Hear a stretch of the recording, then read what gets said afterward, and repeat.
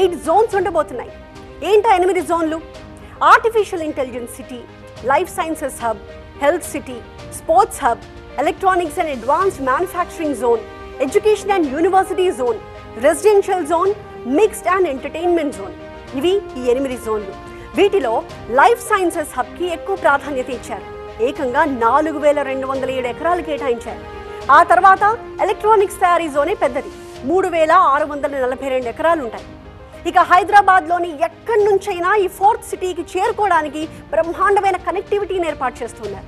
Shamshabad airport నుంచి, regional ring road నుంచి future సిటీకి చేరుకోవడానికి రోడ్ అండ్ మెట్రో రైల్ కనెక్టివిటీకి ఆల్రెడీ ప్లానింగ్ జరిగిపోతోంది. శంషాబాద్ ఎయిర్పోర్ట్ నుంచి రావిర్యాల మీదుగా లేదా ఎయిర్పోర్ట్ నుంచి తుక్కుగూడ మీదుగా మెట్రో అలైన్మెంట్ కోసం చర్చలు జరుగుతున్నాయి.